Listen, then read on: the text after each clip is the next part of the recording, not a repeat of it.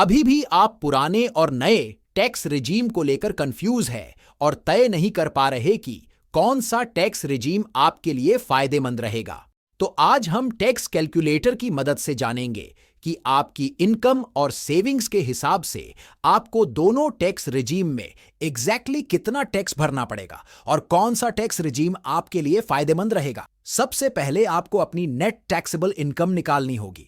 दोनों रिजीम के लिए ये नेट टैक्सेबल इनकम अलग अलग बनेगी।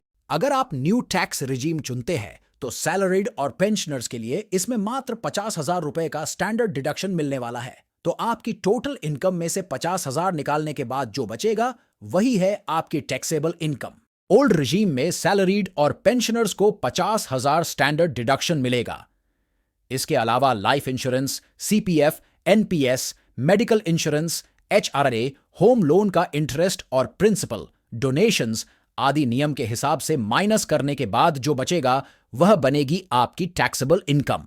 ओल्ड रिजीम में की प्रकार के एक्सक्लूजन्स एंड डिडक्शंस मिल रहे हैं। इसके बारे में डिटेल में जानने के लिए आप हमारे इस वीडियो को देख सकते हैं, जिसका लिंक ऊपर आई बटन पर और नीचे डिस्क्रिप्शन में दिया है। अब सबसे पहले अपने मोबाइल या कंप्यूटर में वेब ब्राउज़र ओपन करें। हम यहां गूगल क्रोम का उपयोग कर रहे हैं। सर्च बार में टैक्स कैलकुलेटर टाइप करें और सर्च करें। इनकम टैक्स डिपार्टमेंट का सबसे पहला जो लिंक मिलेगा उसे ओपन करें, या फिर आप डिस्क्रिप्शन में जो लिंक दिया है उस पर क्लिक करके डायरेक्ट टैक्स कैलकुलेटर ओपन कर सकते हैं। लिंक ओपन होते ही इस तरह का पेज आपके सामने आ जाएगा। पहले असेसमेंट ईयर सिलेक्ट करते हैं, तो यहां हम असेसमेंट ईयर 2024-25 सिलेक्ट करेंगे। फिर टैक्स पेयर में इंडिविजुअल सिलेक्ट करते हैं। Whether opting for taxation under section 115 BAC.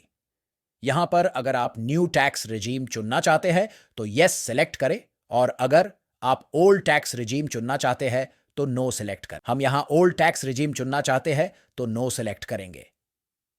Mail, female, senior citizen option में से आप अपने हिसाब से चुन लें। रेजिडेंशियल स्टेटस में रेजिडेंट सिलेक्ट करें। नेट टैक्सेबल इनकम में यहां पर हमने ओल्ड टैक्स रिजीम चुना है तो उस हिसाब से अपनी नेट टैक्सेबल इनकम डालें और एंटर करें। अब यहां आपका टैक्स, सरचार्ज, सेस और टोटल टैक्स लायबिलिटी कैलकुलेट होकर आ जाएंगे।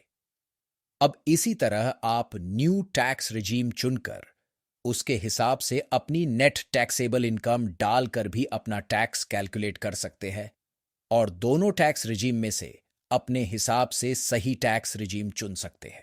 आपको टैक्स रिजीम से संबंधित कोई भी प्रश्न हो या फिर इसमें कुछ ऐड करना चाहते हैं तो कमेंट करें। मुझे उम्मीद है कि यह वीडियो आपके लिए मददगार रहा। अगर आपको यह वीडियो पसंद आया है तो इसे लाइक करें और दोस्तों के साथ शेयर करें, और भी ऐसे ही उपयोगी वीडियो के लिए जुड़े रहें। धन्यवाद।